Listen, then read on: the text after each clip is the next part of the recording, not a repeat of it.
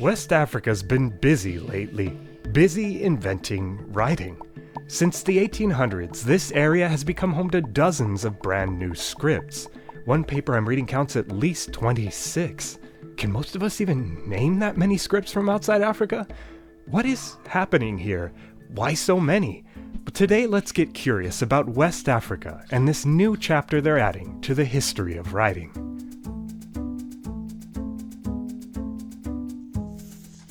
The south of Guinea.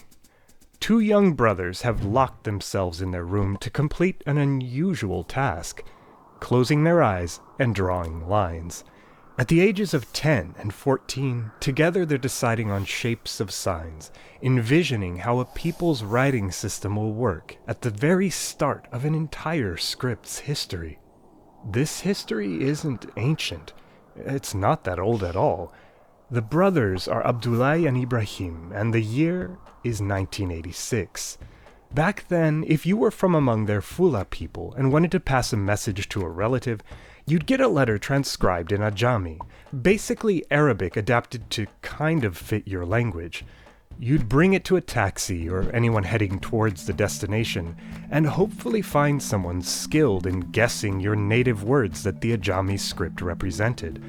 Someone like Ibrahim's and Abdullahi's dad, who is very good at this Ajami letter guessing game. The brothers follow in his footsteps, get good at it too. But they want more. They want a script meant for their language and their people.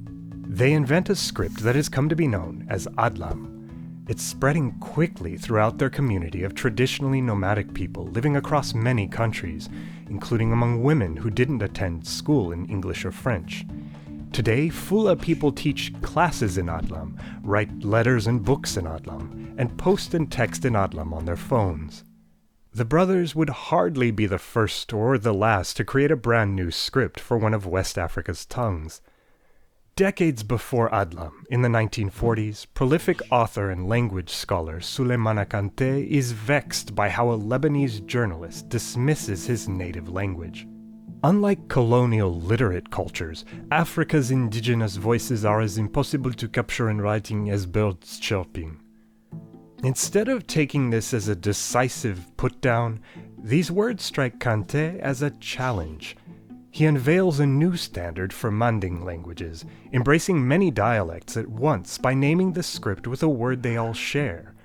N'ko, I say. N'ko goes on to become one of Africa's most successful scripts. Adlam and N'ko both have characteristics that may remind you of Arabic, written right to left, often or always in a cursive-connected style. They also have things reminiscent of Latin script, full vowel letters, and numbers that run in the same direction as the text, Arabic. But the symbols and the features are their own.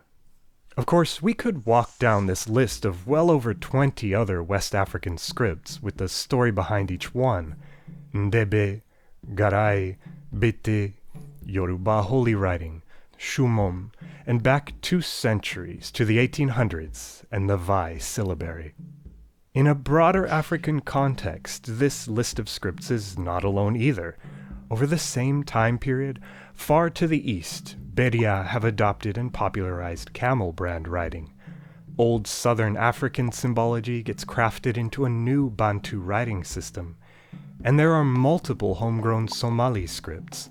But the sheer number makes West Africa a writing system's hotbed. Why invent so many scripts, though? Where does this come from? At face value, these scripts solve a technical linguistic problem. Ajami doesn't represent Maninka or Fula well, or Latin doesn't represent Igbo or Vai. Well, consider this need, this challenge in its place, in the context of where we are. West Africa is an area full of unique features you'd have to account for when creating a writing system, including features that are rare elsewhere. Here are 2 different Fula words. Yes, different. In the first word, the nasal n and the d fall in 2 separate syllables. Hin, du. Okay, but the second requires a bit of explanation. So West Africa has prenasalized consonants. You start a stop sound in your nose, and then immediately raise your soft palate to release it through your mouth, b, d, g, all in a single unit, mbe, ngo, and ndu. And that's why the second word is a different word, also 2 syllables. It's hindu versus hindu. Well, Adlam has a symbol for that. 2 more words for you. What's the difference here? Like many languages you've met before, if you've been listening to my stories over the years, Fula varieties distinguish short and long vowels. So there's a continuum of Fula languages. One of them is known as Pular with a short a, and another one is called Pular with a long a. Adlam has a symbol to represent that too. What just may be the rarest of West Africa's sounds are these kind of 2 sounds in one. Brace your articulators. Put your tongue in position to say a g, and your lips in position to say a b, and try to release both of them at the same time. Ba. And without voicing, ba. Or nasal, ma. So instead of calling this language Igbo, try saying Igbo.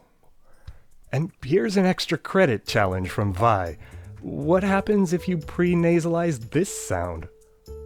Wow, you're getting a phonetic workout today. Well, these sounds are so common in the area's names and words that Adlam has symbols dedicated to them.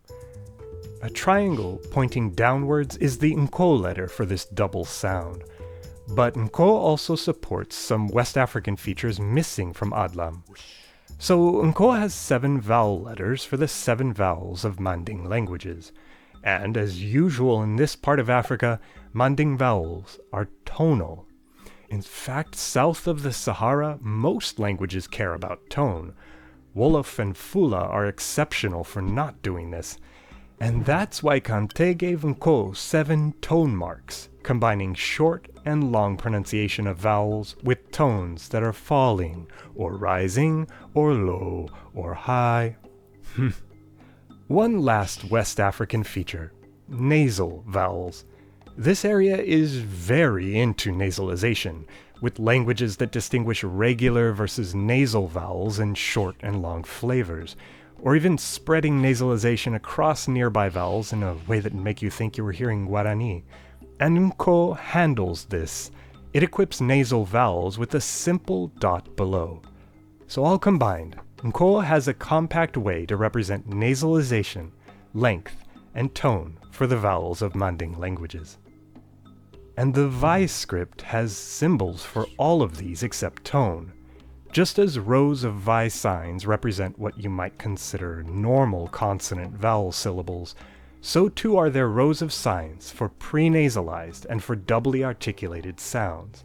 Not specially marked, not treated as unique cases, each is just another sign fit for a language where they are natively effortless everyday sounds. That's not the whole story, though. Each of these scripts isn't just a linguistic exercise. That's actually not the main reason why they exist. There's more context here. The context of a less-told history where West Africa has long used visual graphic codes, ancient N'sibidi symbols, still the inspiration behind multiple of these modern scripts, the Adinkra signs in Ghana and Côte d'Ivoire, or the countless famed multilingual medieval manuscripts of Timbuktu. All of this before colonization, rupture. These many scripts are about people finding an indigenous West African vision of the written word.